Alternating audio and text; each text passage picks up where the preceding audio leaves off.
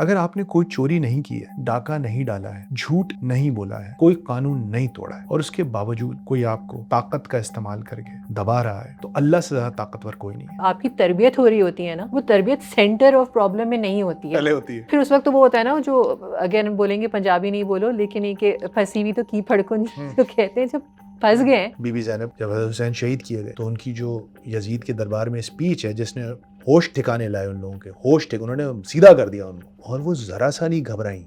उनके घर के सारे मर्द शहीद किए जा चुके थे। And she also had the करेज। हाँ वो करेज ना। यहाँ बाप अपने बेटे की खुल के तारीफ नहीं करता, कोई उसकी चरोका लगाए बगैर। इंटरडिपेंडेंस के लिए आप अकेले चेंज नहीं होते हैं, आपको जो अगला बंदा है उसके अंदर भी सर्टेन चेंजेस की जरूरत होती है। अगर कोई औरत ये समझती है मैं तो अपना कमा खा लूंगी, मुझे क्या जरूरत है, तो वो भी बहुत इमेच्योर है। कोई मर्द समझता है मुझे क्या मसला है, वो भी बहुत बेवकूफ है और आपको कख नहीं पता। हमारे सामने ऐसे कितने केसेस हैं जहाँ पर आपको लिटरली पता है कि लड़का जो है इसके साथ कुछ मेंटल इश्यूज हैं, लड़की वालों ने देखा कि हाँ लड़का है, दे दिया, शादी कर दी। मैंने जिंदगी में कभी नहीं सोचा था तज़ीन कि मैं सोशल मीडिया प्लेटफॉर्म्स पे लड़कों को विक्टिम बनते हुए देखूंगा। 20-25% और लड़कियां डिसाइड करती हैं कि हमारे मतलब के लड़के नहीं हैं, तो लड़कों के पास इसके अलावा कोई और चॉइस नहीं होगी कि अपने गेम को उठाएं, क्योंकि उनको शादियां करनी है। लड़के वालों ने अक्सर लड़की की खूबसूरती के बिना के ऊपर वो लड़की की और बहुत सारी चीजों को कॉम्प्रोमाइज करके ले आते थे। लड़की वाले लेकिन अब ये नहीं कर रहे कह रहे नहीं शक्ल से भी ठीक हो, पढ़ा लिखा भी हो, कमाता भी हो। ये बड़ा एक ट्रेजेडी है बाय द वे। जिस घर में लड़की कमाती है ना, उसकी शादी बड़ी मुश्किल हो जाती है। इस्लाम में और बाकी पूरी दुनिया के कवानीन में यही तो फ़र्क है कि वो उन लोगों के लिए बात करता है जो मजलूम होते हैं। The old world is dying, the new world is struggling to be born. Now is the time for monsters.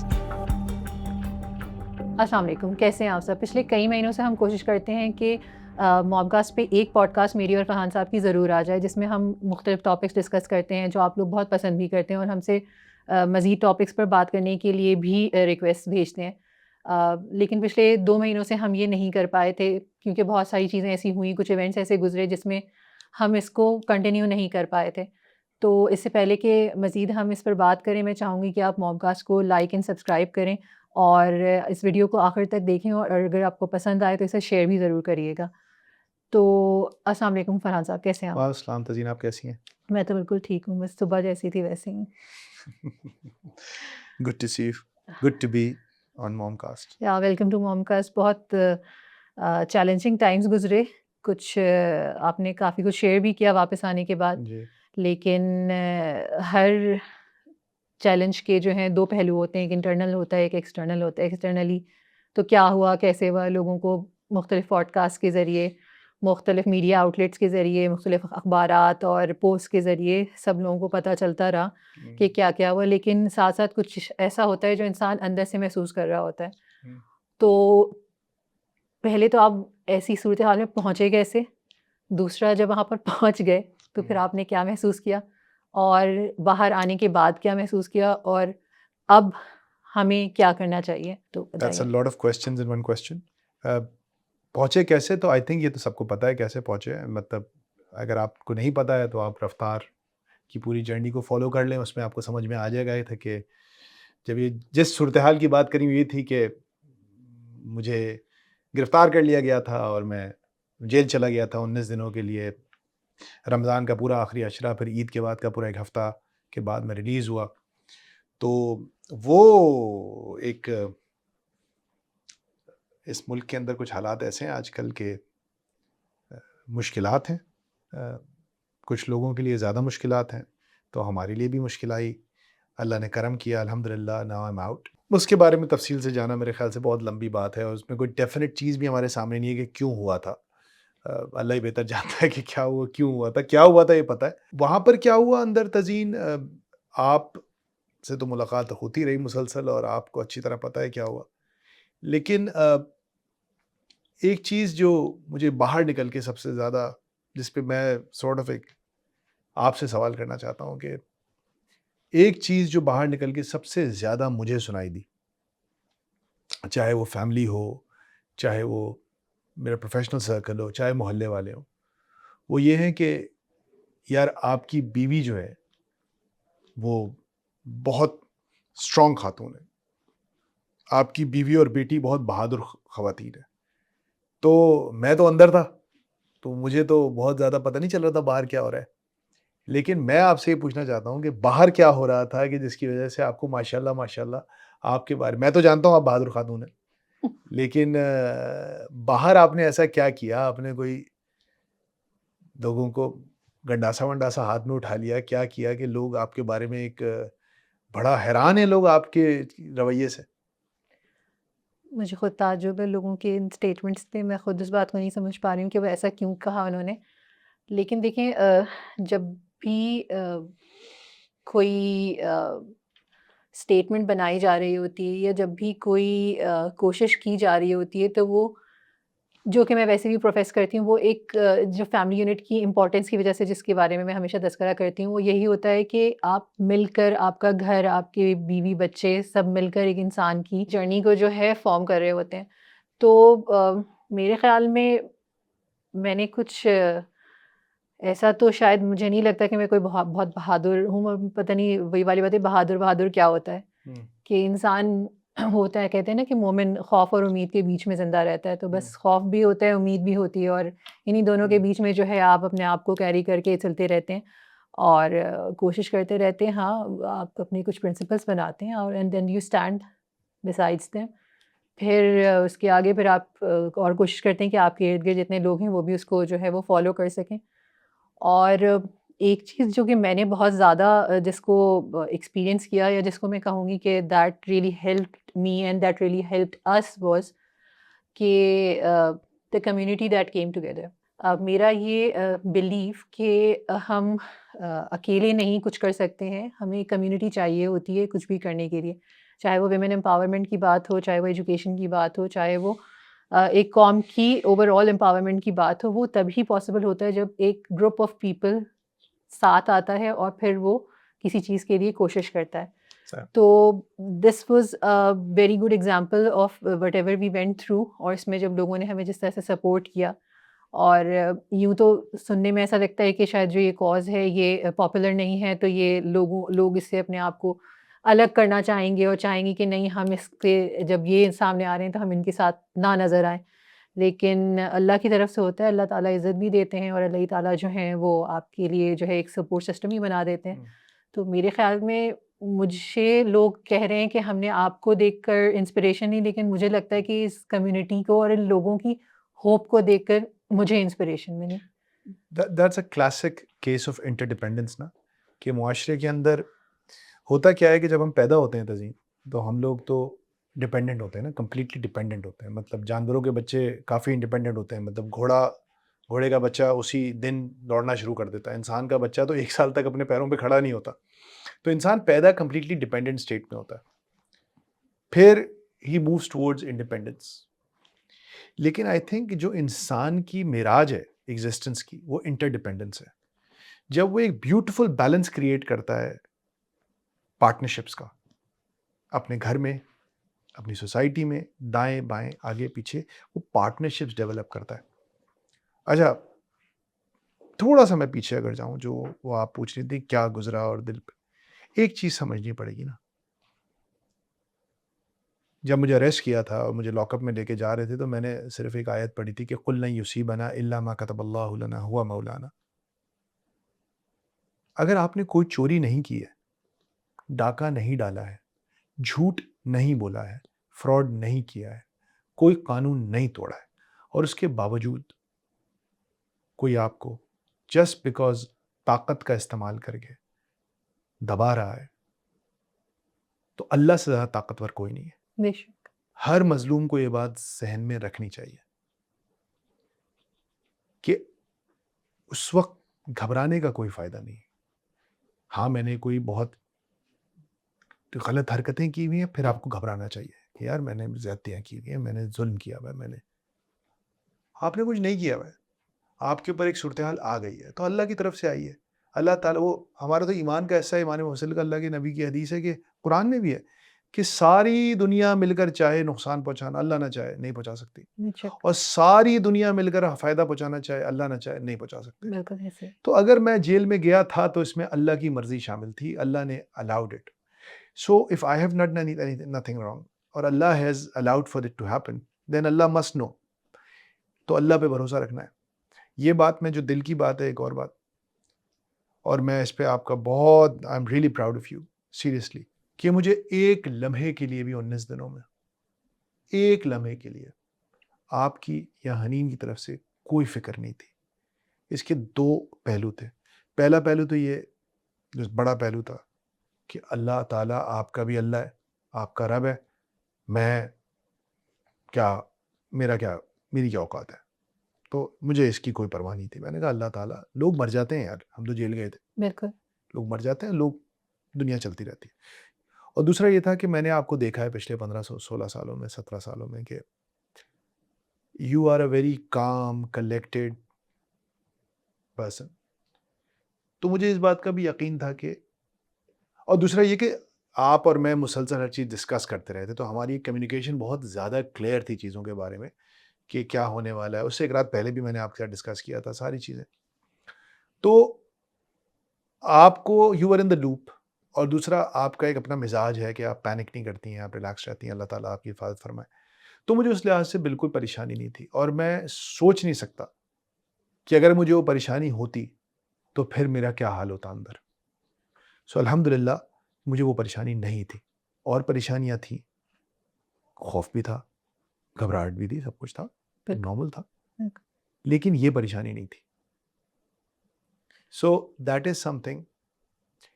एक और चीज़, मतलब ये देर हो गई है, लेकिन मैं कहना चाहता हूँ कि ये पॉडकास्ट मैं बहुत चाहता हूँ, मैं बहुत, मेरी ख्वाहिश है तज़ीन, कि सारे हस्बैंड और वाइफ मिलकर देखें। बिल्कुल।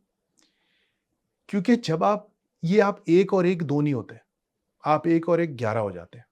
अगर मियाँ और बीवी साथ मिलकर मुकाबला करना चाहें, तो they can change the world. बेशक, वरना उनसे अपने बच्चे नहीं संभलते, ऐसे ही है। अपना घर नहीं संभलता। और अगर वो मिलकर चलें, एक दूसरे के साथ पार्टनरशिप बनाएँ, तो अल्लाह ने क्योंकि बरकत दी हुई है। मसला ये है कि अल्लाह ताला ने इस रिश्ते के अंदर एक एक बरकत दी है। तो जब आप इस रिश्ते को सही से हैक कर लेते हैं, जब आप इसको एक्सप्लॉइट करने चाहते हैं, बिल्कुल। तो देन मिरेकल्स हैपन। सो मेरी बहुत ज़्यादा रिक्वेस्ट है और ख्वाहिश है कि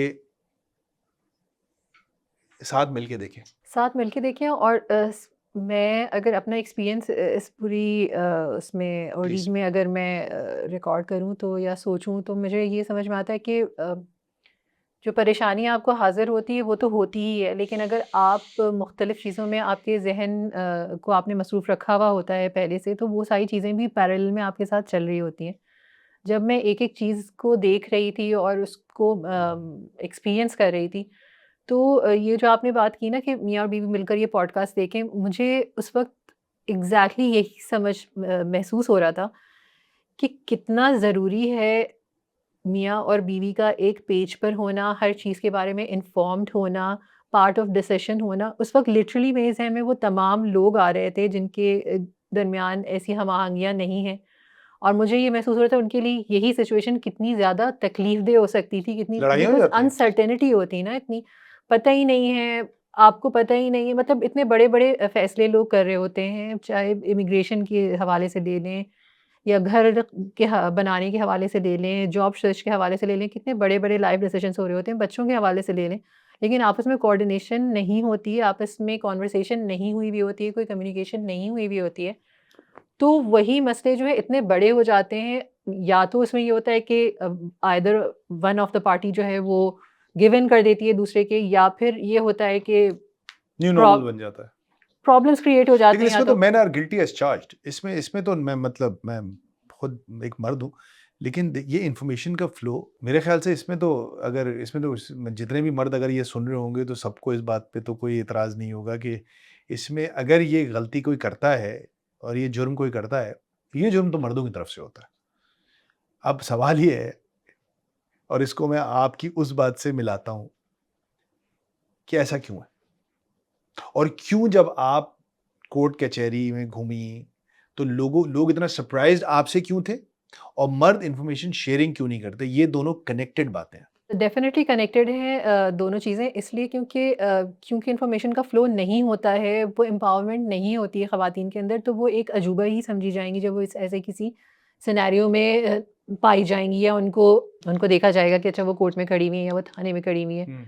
या वो पुलिस वालों से या वकीलों से बातें कर रही हैं। तो वो एक अनॉमली के तौर पे ही लिया जाएगा, क्योंकि उन तक वो इन्फॉर्मेशन, वो एम्पावरमेंट, वो उनके ऊपर वो ट्रस्ट नहीं दिया गया होता है उनके घर वालों की तरफ से कि वो ऐसा कर सकें। कि अगर मैं इसमें मेंशन करना चाहूँ, जो कि बहुत इंटरेस्टिंग होगा, कि ये तो एक केस हुआ जिसमें कि ज़रूरत थी कि जो जाना था। उससे पहले भी एक ज़ाहिर है एक मसला चल रहा था, तो उसकी वजह से आपको कोर्ट में एक फॉर्मेलिटी के तौर पे जाना था। सो एक दिन सुबह को हम ऐसे ही साथ साथ गए। चले गए, आप मुझे साथ लेके चले गए और हमने वो जो हियरिंग थी वो अटेंड की, और उसके बाद हम ब्रेकफास्ट करने के लिए चले गए थे।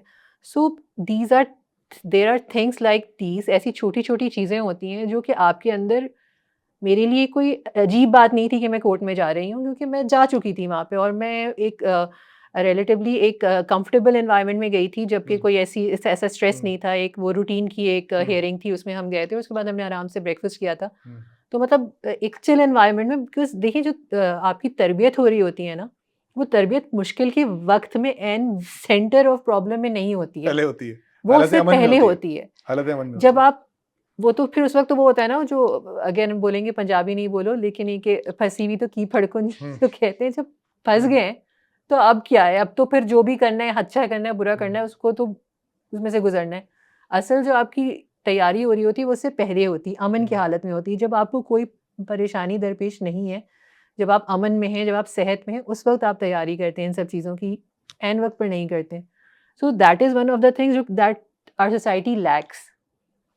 ठीक है? मैं हमें हमें तो मतलब ऐसे ही जैसे होता है ना कि गुज़रते हुए ये मज़ार-ए-कायद है, ये फलाँ बिल्डिंग है, इस तरह भी नहीं दिखाया जाता कि ये कोर्ट है या ये फलाँ थाना है। एक्सपोज़र। एक्सपोज़र की अगर हम बात करें, तो हमें तो यूँ भी नहीं दिखाया जाता है। तो फिर मैं उसी आप पे लेकिन आपको मैं हाँ। लाना चाह रहा था ना, क्यों है ऐसा? मैं कह रहा था कि आप इन दोनों चीज़ों को कनेक्ट करें कि आपको देख के लोग हैरान थे हुँ, और इन्फॉर्मेशन शेयरिंग नहीं होती है। एक चीज़ का सबब भी है, एक चीज़ दूसरी चीज़ का सबब भी है, लेकिन ये दोनों चीज़ें रिलेटेड भी हैं। कैसे? मेरा टेक क्या है? मेरा टेक ये है कि शायद लोग औरतों को इंटेलेक्चुअली और इमोशनली इस काबिल नहीं समझते कि वो इस तरह के डिसीजंस में उनकी कोई मदद कर, जैसे कोई मशजू वाली बात है, इन्फॉर्मेशन पासिंग ऑन, तो ये क्या मदद करेगी? और फिर एक ये सेल्फ फुलफिलिंग प्रोफेसी बन जाती है, क्योंकि आप समझते हैं कि वो नहीं कर सकती, तो आप उसको इन्फॉर्मेशन नहीं देते, उसको इन्फॉर्मेशन नहीं मिलती, तो उसको एक्सपोजर नहीं मिलता, तो वो मदद नहीं करती, तो वो साइकिल में फंसती चली जाती है, you know. So I think that is how both of these things are connected, कि एक अंडर एस्टिमेशन है खवातीन के इंटेलेक्ट और इमोशनल कैपेसिटी के बारे में जनरली। एक कंट्रोल फ्रीक्स जो होते हैं ना, कंट्रोल फ्रीक सोसाइटी का एक अलमिया कह लें, या एक उसका मिसकंसेप्शन कह लें, कि या आई डू एग्री कि ख़वातीन की क्योंकि उस तरह की तरबियत नहीं हुई होती है, तो वो फ़ॉल्टर कर जाती हैं और वो नहीं दे पाती हैं। ड्राइविंग एक लेकिन prime you example. Would be very amazed, जैसे कि हम बच्चों के बारे में कहते हैं, या फिर हम आजकल हर कोई जेन ज़ी ऐसे हैं, जेन ज़ी वैसे हैं, और लेकिन एक्चुअली आप जब उनको सुनते हैं, तो आपको बहुत से इंटरेस्टिंग आइडियाज़ और बहुत से ज़बरदस्त पर्सपेक्टिव्स। पर्सपेक्टिव्स नज़र आते हैं। तो ये उनका मसला नहीं होता है, ये दूसरे वाले सामने वाले लोगों का मसला नहीं होता है। ये हमारी ना कंट्रोल फ्रीक सोसाइटी का मसला है, जो पोस्ट कॉलोनियल और कैपिटलिस्टिक उसके जितने भी ट्रेड्स हैं उसमें पाए जाते हैं, और वो हमें ना क्वेश्चन करने देती हैं और ना कंसिडर करने देती हैं उन लोगों को। वो कहती है ना बच्चे सवाल करें, ना माँ बाप से सवाल करो। वो कहती है ना अपने बॉस से सवाल करो, ना टीचर से सवाल करो, ना आमिर से सवाल करो, किसी से कोई क्वेश्चन ना करो। क्यों? Because this suits those who are oppressing you, this suits those who have power over you। वो आपको करने नहीं देती।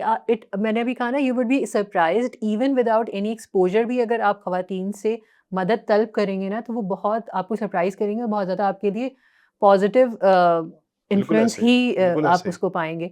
जिस तरह से आप बच्चों से भी अगर उनका पर्सपेक्टिव देंगे, तो उनको भी पॉजिटिव इन्फ्लुएंस ही पाएंगे, हुँ, क्योंकि अल्लाह ताला ने इंसान को फितरत पे पैदा किया है ना। एक चीज़ जो हमारी हर चीज़ को ड्राइव करती है, वो है प्रिंसिपल्स, ठीक है? और करेज उन प्रिंसिपल्स को फ़ॉलो करने के लिए। हुँ, ये 2 चीज़ें अगर आपके पास होती हैं, तो फिर आप फ़ॉलो थ्रू कर पाते हैं। हुँ, नहीं होती हैं, तो आप नहीं कर पाते हैं। हुँ। तो इसको कैसे हम इनकलकेट कर सकते हैं अपनी सोसाइटी में, अपनी ख़वातीन में, वो हमारा क्वेश्चन होना चाहिए। उसके लिए हमारी सारी कोशिश होनी चाहिए। उसके लिए हमारी चाहे इन्फॉर्मेशन शेयरिंग हो या एजुकेट करना हो, वो सारा हमारा इस पैराए में होना चाहिए। तो आप ये कह रही हैं कि हम जो बात कह रहे हैं, वो ये कह रहे हैं ना कि एक स्टीरियोटाइप है, बिल्कुल। अच्छा, और वो औरतों का औरतों के बारे में भी है बाय द वे। हाँ, सिस्टम है ना, एक पूरा सिस्टम है जो औरतों को औरतों के बारे एक स्टीरियोटाइप है, हुँ, औरत को कैसा होना चाहिए। उस स्टीरियोटाइप की वजूहात आपने कहा कंट्रोल फ्रीक हैं, जो भी हैं। अच्छा, मुझे समझ नहीं आता, आई थिंक ये एक बड़ा सबकॉन्टिनेंटल कॉन्सेप्ट है। क्योंकि अगर आप ज़रा इसको खोल दें, थोड़ा-सा आप अपने जो हमारे पड़ोसियों मुल्क के कल्चर से अलग कर दें इसको, तो अगर आप इस्लाम की बात करें, मैं तो बारहा इसको रिपीट कर चुका हूँ कि हज़रत खदीजा से लेके, हज़रत मरियम से लेके, अम्मा आयशा से लेके, हज़रत उम्मे सलमा से लेके और हज़रत बरीरा से, मतलब ल लाइन लगी हुई है कि मतलब इन्फ्लुएंशियल वुमेन, बेतहाशा इन्फ्लुएंशियल ख़वातीन, और बड़ी कॉन्सिक्वेंशियल उनकी इनपुट रही है बिल्कुल। इस्लाम की जर्नी में। आगे आ जाएँ, इस्लाम से आगे बढ़ें, बादशाहत में आ जाएँ। हज़रत ज़ैनब, बीबी ज़ैनब, जब हज़रत हुसैन शहीद किए गए, तो उनकी जो यज़ीद के दरबार में स्पीच है, जिसने होश ठिकाने लाए उन लोगों के, उन्होंने सीधा कर दिया उनको। वो सैयदज़ादी थीं, नबी की बेटी थीं, और वो ज़रा-सा नहीं घबराईं। उनके घर के सारे मर्द शहीद किए जा चुके थे। मतलब आप कह रहे हैं ना, टॉर्मेंट और ट्रॉमा, और शी डिड नॉट शेक। उन्होंने सीधा खड़े होके उसको कॉल आउट किया कि उन्होंने अपनी जगह नहीं भूली कि Yazid, you might be sitting on a throne right now, but I am more, मेरा मेरा रुतबा तुमसे बड़ा है। बिल्कुल। वो उससे ओवरऑल नहीं हुई इसके तख्त से हाँ, और बादशाहत उनके से। उनके घर के सारे लोग शहीद कर दिए गए थे, सब तो लोग मतलब आपकी फर्स्ट एक्सपेक्टेशन तो ये होगी कि भई इस वक़्त तो बिल्कुल टूट कॉम्प्रोमाइज चुकी करेंगी, होगी। कि ये हुँ, कोई उसको टाइट थोड़ी करेंगी यजीद को, लेकिन उन्होंने, और यजीद के अंदर खौफ पैदा हुआ और उसने जाने दिया। Because she stood by the principle ना, उनको वो अपने अपना भाई के प्रिंसिपल प्रिंसिपल पता पे था। खड़ी रही। उन्होंने बोला हम बिल्कुल ठीक जगह पे थे, बिल्कुल। तुमने जुल्म किया है और हम सही हैं और तुम गलत हो, और वो यही बात उन्होंने उसके सामने भी जाके दोहरा दी। And she also had the courage. Courage, हाँ, वो करेज ना, तगड़ी खातून थी। आगे आ जाए, ऑटोमन्स पे आ जाए, उस्मानियों पे।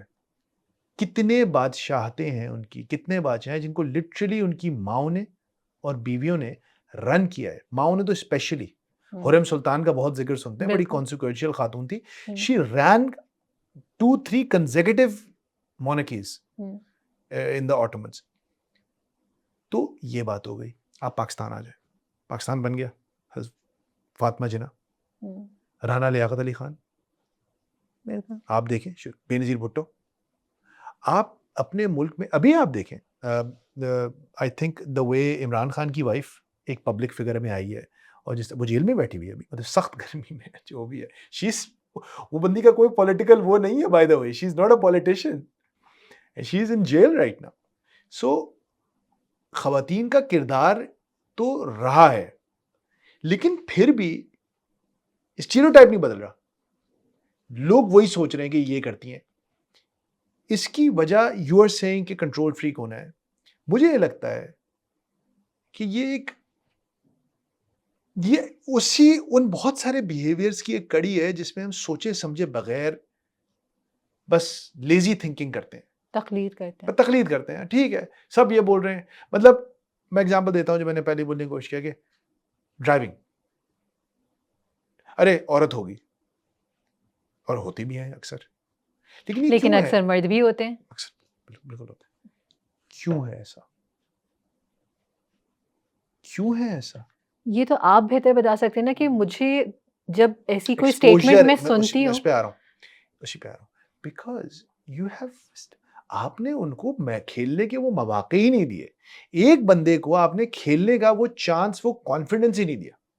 उसको आपने बंद करके रखा, और फिर आप उससे,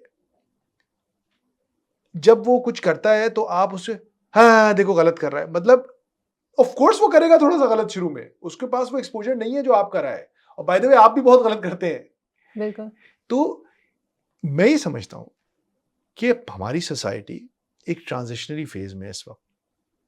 आप बिल्कुल ठीक कह रही हैं कि हम लोग इस पे एग्रीड है कि ये एक स्टीरियोटाइप है, लेकिन मेरे ख्याल से तज़ीन, ये स्टीरियोटाइप बहुत तेजी से टूट रहा है। आप हमारे ऑफिस में देखें, 20-21 साल की लड़कियां, 22 साल की लड़की, how quickly they are growing up the ladder. आप, आपकी टीम में सारी खवातीन हैं, they are doing a great job. I think it's all about exposure. जितना ज़्यादा एक्सपोजर मिलेगा, अब दो तरह के एक्सपोजर है, एक प्रोफेशनल एक्सपोजर है, जिसकी अभी हम बात करें, लेकिन एक घर का एक्सपोजर था जिससे हमने बात शुरू की थी कि जब आप अपनी बीवी के साथ ये डिस्कस करते हैं कि मुझे मेरा बॉस तंग कर रहा है, तो you are giving her exposure, you are opening a window for her into the office politics. बिल्कुल। आप उसके साथ ये बात डिस्कस, यार बॉस ये कर रहा है आजकल, यार बॉस का बेटा आ गया, यार बॉस की बेटी आ गई है, वो ऐसी है। अब एक औरत को जिसको ये पता ही नहीं है कि डायनामिक्स क्या कि होते डायनामिक्स हैं। क्या होते हैं ऑफिस पॉलिटिक्स के, वो आपकी क्या मदद करेगी? अच्छा, इसमें सबसे बड़ा नुकसान आपका है बाय द वे, कि आपका एक पार्टनर है, आप उसको बैटिंग ही नहीं दे रहे, आप कह रहे हो मैं अकेले बैटिंग करूंगा, और फिर आप चिड़चिड़े चुड़ैल बन जाते हो 45-50 साल की उम्र में, और बच्चे भी बुरे लगते हैं और बीवी भी बुरी लगती है।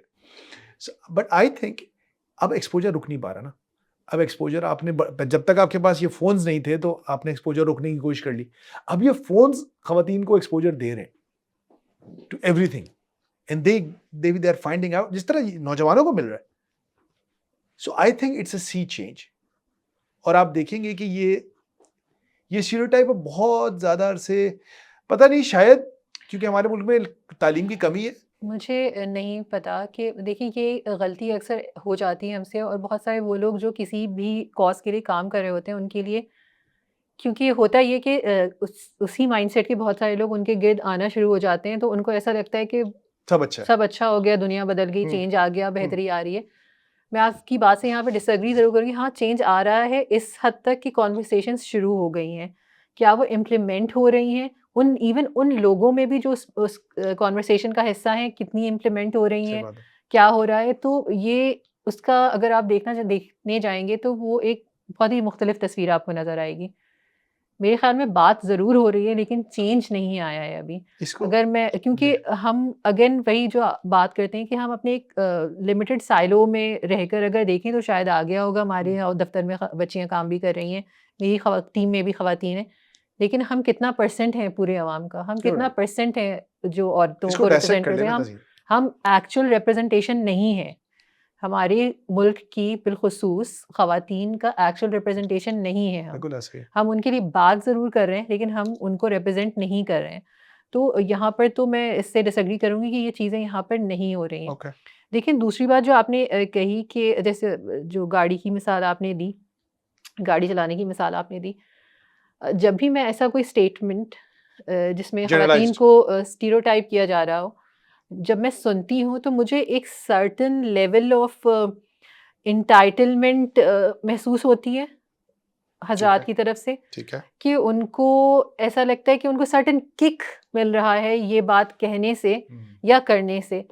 क्योंकि देखिए जो बात होती है ना कि एक मज़बूत शख़्स जो होता है, उसको खुशी मिलती है अगर उसके इर्द-गिर्द के लोग भी तरक्की करते हैं। लेकिन हुँ, एक डरा हुआ, एक कमज़ोर शख़्स जो होगा, उसको हर शख़्स की तारीफ़ या उसकी थोड़ी-सी भी लैडर पे ऊपर चढ़ना जो है उसको थ्रेटन करेगा, वो हुँ, थ्रेटन महसूस करेगा। हुँ। हमारी सोसाइटी जो है वो बिलख़ुसूस इनसिक्योर सोसाइटी है। इनसिक्योर सोसाइटी है। उसको इस बात का मतलब उसके अंदर इतनी हिम्मत नहीं है इस बात को एक्सेप्ट करने की कि मिलकर भी ये सोसाइटी ग्रो कर सकती है, जबकि ग्रो ही तब करेगी जब मिलकर करेगी। भाई इसकी मैं एग्ज़ाम्पल आपको दूँ, आप छोड़ दें सोसाइटी को।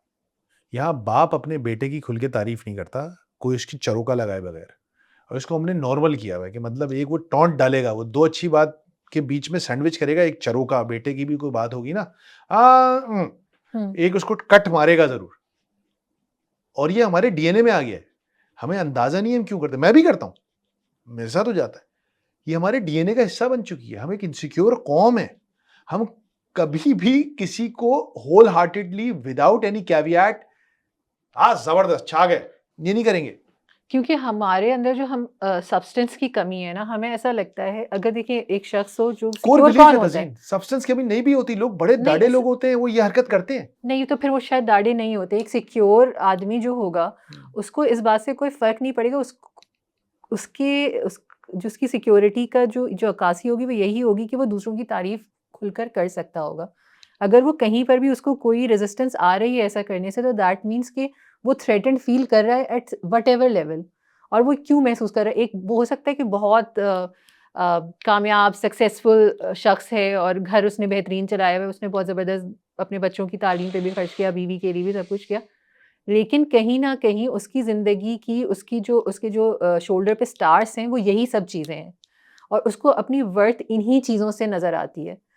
जो एक मोहब्बत की, एक कंपेनियनशिप की या एक अच्छे खुशगवार माहौल की जब बात की जाए वो शायद लैकिंग होता है। तो उसे लगता है मेरी तो खुसूसियत यही थी कि मैं जो हूँ ये काम इतना ज़बरदस्त करता हूँ, तो अब अगर बेटा ऐसा कर रहा है तो मुझे एक रेज़िस्टेंस आएगी उसको एक्सेप्ट करने में, क्योंकि फिर मेरा जो सेल्फ वर्थ नहीं है उसकी। मेरी जो वर्थ है वो कम हो रही अब है ये वहाँ 2 पे। चीज़ें हो गई। एक होती है एक्चुअली आपकी वर्थ होना हुँ, और एक होता है सेल्फ वर्थ होना। ये मैं बड़ी इंपॉर्टेंट बात इस वक़्त कर रहा हूँ बिल्कुल। कि आपकी एक वर्थ होती है और एक आपकी अपनी नज़र में वर्थ होती है। आई थिंक हमारे ना सेल्फ रिस्पेक्ट का बड़ा मसला है हमारे कौम के साथ। हम लोग सेल्फ रिस्पेक्ट नहीं है हमारे अंदर। सेल्फ एस्टीम जनरली लो है। और तज़ीन again it is due to the colonisation, जिस गुलामी हमारे डीएनए के अंदर महकूमियत और गुलामी कूट-कूट के भर दी गई है, तो गुलाम कौम गुलाम होती क्यों है? उसकी सेल्फ रिस्पेक्ट नहीं होती ना। वो सवाल नहीं करती, वो कहती है मैं घटिया हूँ, मैं गिरा हुआ हूँ, मेरे हकूक मैं नहीं है, अनवर्दी हूँ। मैं अनवर्दी हूँ, उसके डीएनए में होता है ये। So I think it is because of that. तो चाहे वो फिर कोई भी लैडर में मुझसे नीचे हो, औरत हो, बेटा हो, बेटी हो, मुलाज़िम हो, वो ये काम करेगा। बिल्कुल। सो आई एग्री विद यू। अच्छा, जब हम सेल्फ रिस्पेक्ट और सेल्फ वर्थ की बात करते हैं और इस वाले डिस्कशन में जाते हैं, हुँ। तो क्योंकि आजकल ये डिस्कशंस बहुत हो रहे हैं, पॉपुलर डिस्कशंस हैं ना ये, जैसे growing awareness of mental health की जब बात हो रही है, या फिर हम वैसे भी इमोशंस और फीलिंग्स और इन सब चीज़ों के बारे में बात करना शुरू हो गए हैं थोड़ा बहुत। हुँ। तो हम इन इस सारी चीज़ों को जो है सॉर्ट ऑफ इंडिविजुअलिस्टिक अप्रोच के साथ देख रहे होते हैं, और हम ज़्यादा इस तरफ जाना शुरू हो जाते हैं कि अगर हम हस्बैंड एंड वाइफ की बात भी कर रहे हैं, तो हस्बैंड जो है वो अपने सेल्फ और अपनी ऑटोनॉमी और उसके बारे में बात करे, और वाइफ जो है वो भी अपने सेल्फ और अपनी ऑटोनॉमी और उसके बारे में बात करे, हुँ। और सॉर्ट ऑफ एक इंडिपेंडेंट नैरेटिव जो है उसकी तरफ हम जाना शुरू हो जाते हैं। हुँ। इस इंडिपेंडेंस के नैरेटिव के चक्कर में हम सोसाइटी में जो है बहुत ज़्यादा लोन वुल्फ वाला कॉन्सेप्ट और मैं अकेला ही काफ़ी हूँ और मैं अकेली ही काफ़ी हूँ वाले मैं खुद उसमें अपना मैं कमा खा खुद लूँगी। हाँ, जिसके पीछे बहुत सारे ट्रॉमास, जनरेशनल ट्रॉमा जिसे मैं कहूँगी वो कार फरमा है। लेकिन going forward after healing your wounds, this is not the way for a productive society.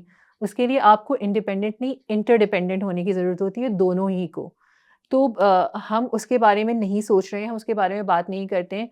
लेकिन आप अपनी हीलिंग प्रोसेस के जर्नी के किसी भी स्टेप पे हो सकते हैं, लेकिन उसका जो बेस्ट स्टेप है, हाईएस्ट स्टेप है, वो इसको ही आपको देखना चाहिए, फ़ोर्सी करना चाहिए कि हमें इंटरडिपेंडेंट फैमिली को बनाना है और उसकी तरफ जाना है।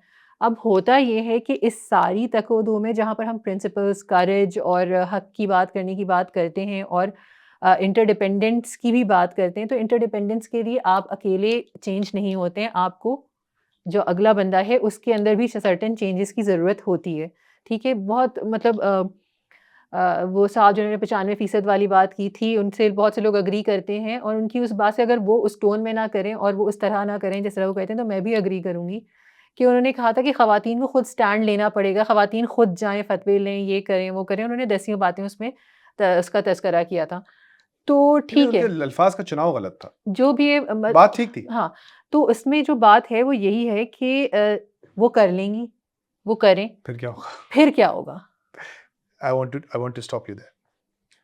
अभी वो मैं अभी नाश्ते पे भी आपसे बात करता हूँ, 2-3 दिनों से नाश्ते पे ये चीज़ ब्रिंग अप कर रहा हूँ मैं, वो जो किताब मैं पढ़ रहा हूँ, गेबोर मेट की, जो बड़ा प्रो पैलेस्टाइन बंदा है, साइकोलॉजिस्ट है, ज़बरदस्त राइटर है। When the body says no. यार एक तो उस किताब ने मुझे मेरा हैरानी में मुब्तला कर दिया है, और वो तो तकरीबन बता रहा है कि स्ट्रेस जो है और emotional security is the most consequential health ingredient of your life. Health का नंबर 1 इंग्रेडिएंट ये चीज़ है। उसमें उसने एक चीज़ जो एस्टैब्लिश की है, मतलब मैं इस बात को कह रहा हूँ कि ये बहुत अब बचकाना बात हो गई है ये कहना कि मैं रह लूँगी और मैं रह लूँगा। अगर आप ये सोचते हैं तो आप ह्यूमन डेवलपमेंट के बहुत एक लो लेवल पे हैं आप। अगर आप अब इस वक़्त अगर कोई आप मुझसे बात, बेसिकली सिर्फ़ सर्वाइव कर रहे हैं उस वक़्त। मतलब आप बहुत बेवकूफ़ हैं, आपको बिल्कुल कुछ नहीं पता, बहुत इमैच्योर हैं, बल्कि मैं यहाँ था, I am sorry, I am हुँ। Going to say something hard. अगर कोई औरत ये समझती है, मैं तो अपना कमा खा लूँगी, मुझे क्या ज़रूरत है? तो वो भी बहुत इमैच्योर है। कोई मर्द समझता है, मेरे पास क्या, मुझे क्या मसला है, वो भी बहुत बेवकूफ़ है, नहीं कि आप इमेच्योर हैं, आप रिएक्टिव हैं या आप इमेच्योर हैं। आपके अंदर मैच्योरिटी नहीं है और आपको कख नहीं पता दुनिया, ये ज़िंदगी किस चीज़ के बारे में, नंबर देखिए 1। इसमें यहाँ पे मैं मैं आपको जा रहा हूँ। यहाँ पे मैं आपको इस पे सिर्फ जो ख़वातीन वाले स्टेटमेंट पे मैं उस पे आपको इसलिए रोकूंगी कि वो अगर ये बात बोल रही है तो वो as a response to a trauma reactive है ना, बोल रही है। रिएक्टिव बोला ना मैंने। वो मतलब इस वक्त वो सिर्फ सर्वाइव करने कर रही है, तो सर्वाइव करने के लिए वो कह रही है कि भाई मतलब ज़िंदगी महाल है, तो कम से कम मैं ये तो मैं कर ही रही हूँ, तो मुझे मैं ऐसे रिएक्टिव बात है। गुज़ार सकती हूँ। लेकिन वो अगेन वही सर्वाइवल मोड के लेवल लेकिन वाली मैं बात चाहता होगी। हूँ कि वो हाई उस रिएक्शनरी मोड के अंदर भी उस बंदी को ये अंडरस्टैंडिंग अपने अंदर डेवलप करनी पड़ेगी कि आई नीड अ पार्टनर, और उस बंदे को भी डेवलप करनी पड़ेगी कि आई नीड अ पार्टनर। हुँ, उस बुक में जो दो चीजें उसने एस्टैब्लिश की हैं कि the two most consequential relationship of a human being, number 1 is with their parents, number 2 is with their spouse. कह रहे हैं टू मोस्ट कॉन्सिक्वेंशियल रिलेशनशिप्स हैं, ये दो रिश्ते, माँ बाप, मियाँ बीवी।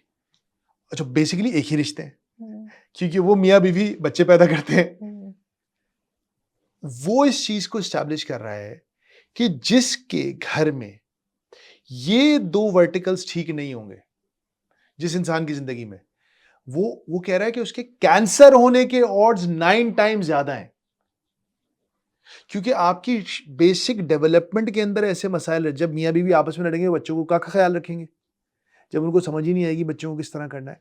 सो इस बात से गुफ्तगू को अब आगे, नैरेटिव को आगे बढ़ाने की जरूरत है कि ये आप प्लीज, ये एक बहुत सतही बात है कहना कि मुझे किसी की जरूरत नहीं है।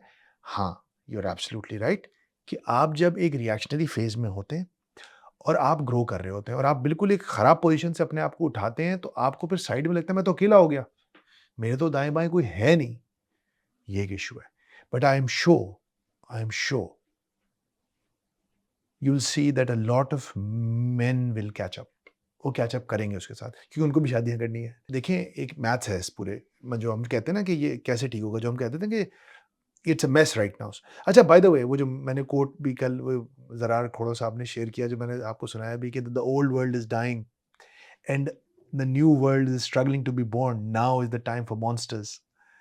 ये मॉन्स्टर्स की दुनिया है इस वक्त, अमेरिका से लेकर फ़लस्तीन से लेकर पाकिस्तान तक। It's a monstrous world right now. So society के अंदर भी मॉन्स्टर्स हैं, सियासत में भी मॉन्स्टर्स हैं, हर जगह मॉन्स्टर्स हैं। लेकिन मैं ज़रा आता हूँ वापस हस्बैंड वाइफ के रिलेशनशिप के ऊपर। देखें, पाकिस्तान में 50% मर्द हैं, 50% औरतें हैं, ठीक है? ये ऐसा नहीं है कि अगर कोई एक लड़की शादी नहीं, कंपैटिबल सूटर उसको नहीं मिल रहा लड़का, तो एक लड़के के लिए भी प्रॉब्लम क्रिएट हो रहा है। ये बैलेंस, जेंडर बैलेंस ऐसा नहीं है कि औरतें बहुत ज़्यादा हैं, तो वो तारिक मोहम्मद साहब जो कहते हैं एक बंदा 4-4 करे तो पूरी हो जाएँगी, ये नहीं है। सो अगर एक considerable number of women will not be able to find guys, it means the guys will also not be able to find girls.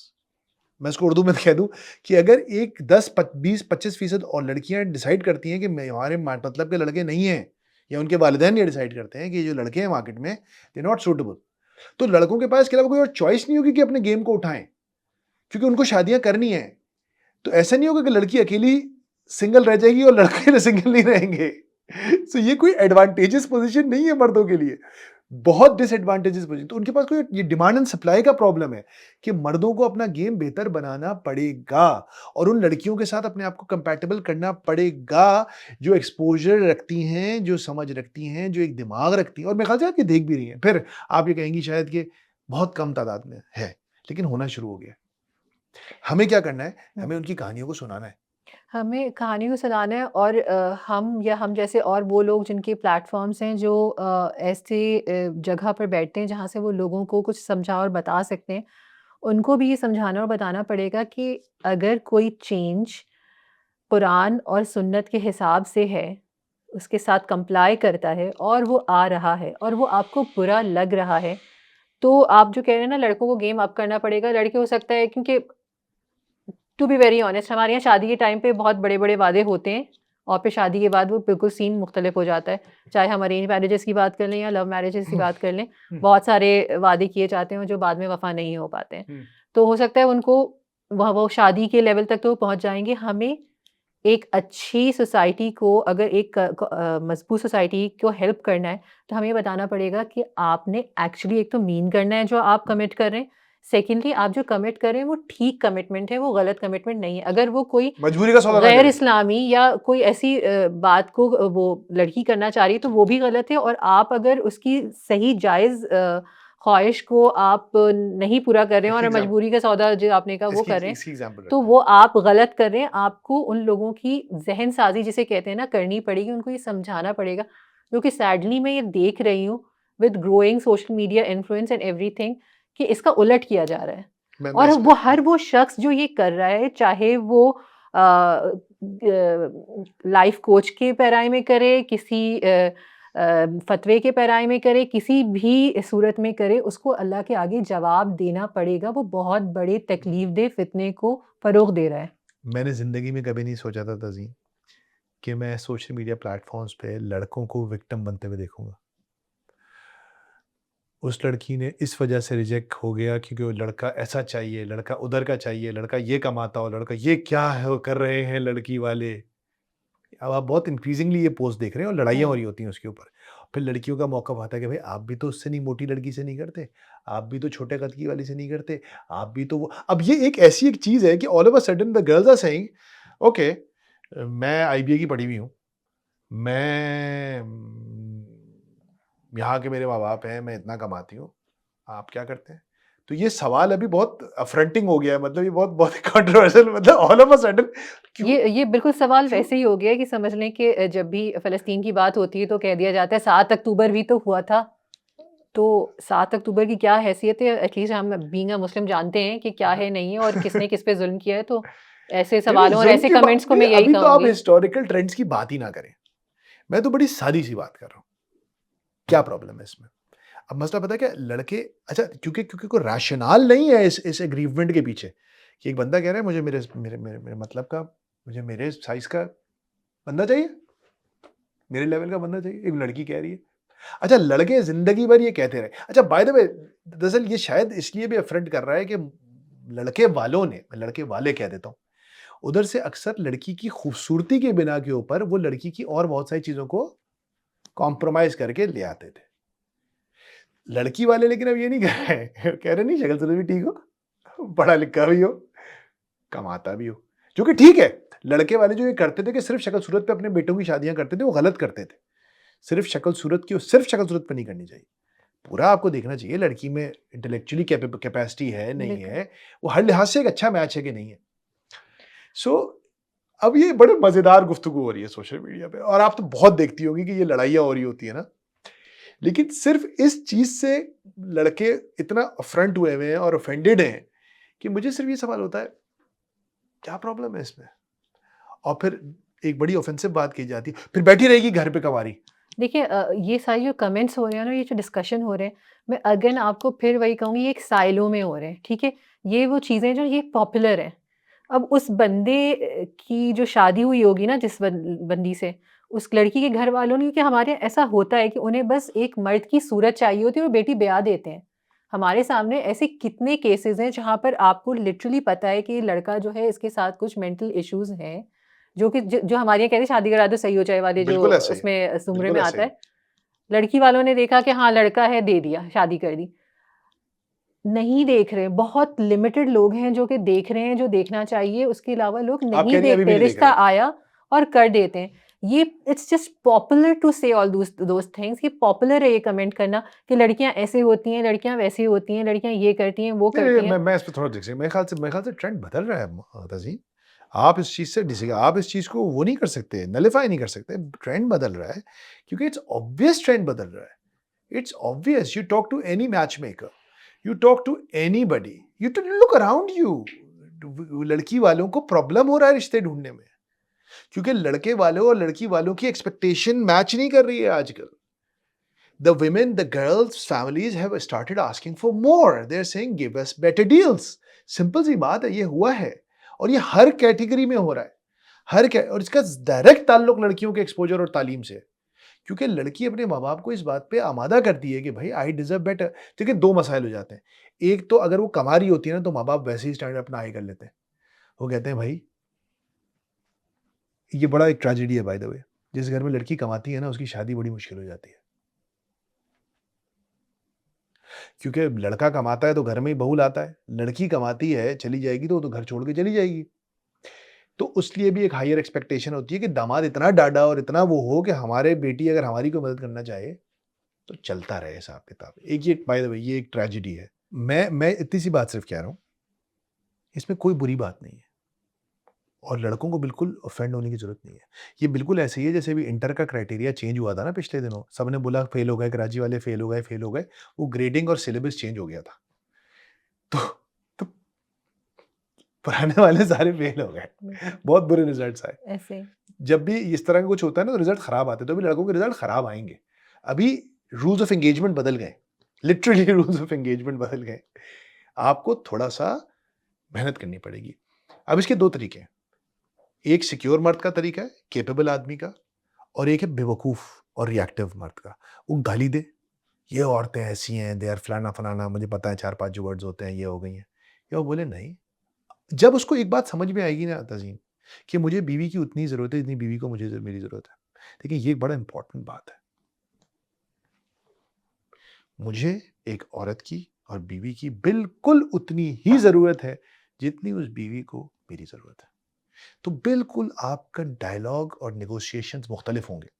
जब 2 इक्वल कील की पार्टीज नेगोशिएट करती हैं तो रिस्पेक्ट के साथ करती हैं। The first thing that comes on the table when 2 equal keel parties start talking is respect. Respect की हम बात कैसे करेंगे जब हम आपने जब ये बात की ना कि मुझे जब एक शख्स को भी औरत की उतनी ज़रूरत है जितनी औरत को मर्द की ज़रूरत है। हमारे ये डिस्कोर्सेज़ आपको पता है किस पैराए में हो रहे होते हैं? हमारे ये डिस्कोर्सेज़ होते हैं सिर्फ़ सेक्सुअल रिलेशनशिप्स के पैराए में। समझा नहीं मैं। जब हम ज़रूरतों की और इन सब चीज़ों की बात करते हैं तो हम सेक्सुअल रिलेशनशिप्स के पैराए में बात कर रहे होते हैं। ठीक है। हम कभी भी इमोशनल आपकी इमोशनल वेलबीइंग के बारे में जब बात करते हैं तब नहीं बात करते। जब हम रिस्पेक्ट के बारे की बात आती है तब इस इक्वालिटी की और इस नीड की बात नहीं करते हैं। अगर हम प्रोफेशनल लैडर में भी किसी मर्द की ग्रो करने की बात करें तब भी हम उसके स्पाउस को जो है कोई क्रेडिट नहीं दे रहे होते हैं। क्योंकि हम उसको समझते ही नहीं है कि ये ज़रूरत है, ये नीड है कि अगर वो सुकून से यहाँ पर काम कर पा रहा है तो घर पे वो शायद कुछ उसके घर के लिए पॉजिटिव इन्फ्लुएंस हो रही होगी, वो सुकून से यहाँ पर आ पाया है। या फिर अगर औरत के लिए जब बात हो रही है तो हमारे सारे डिस्कोर्सेज़ हो ये जो जिन डिस्कोर्सेज़ की आप बात कर रहे हैं, ये तो होते ही नहीं है ना हमारे लेकिन यहाँ। मैं एक बात बताऊं आपको, और ये आप लिख के रखें। एनी पर्सन, और ये क्लीशेड बात करूंगा मैं, लेकिन मैं जितने लोगों से मिलता हूँ ना, क्योंकि पहले तो मैं नहीं मिलता था लोगों से, अब जब से रफ्तार और ये सारे वाले लोगों से मिल रहा हूँ, जितने ऐसे बंदों से मिल रहा हूँ जो थोड़े इन्फ्लुएंशियल हैं और कुछ मुख्तलिफ काम कर रहे हैं, they all have very influential spouses. वो डिस्कनेक्टेड स्पाउसेस नहीं है उनके। और वो ज़रूरी नहीं है कि वो काम करती हों, हाउसवाइफ होगी, लेकिन आपको पता चल जाता है ना जब बंदा कोई बात कर रहा है और गुफ्तगू के अंदर आधे घंटे की गुफ्तगू में 2 दफ़ा उसकी बीवी का ज़िक्र आ गया। इसका मतलब है कि उसका top of the mind recall है उस बंदी का ना, सिंपल सी बात है, वो उसका top of the mind recall है।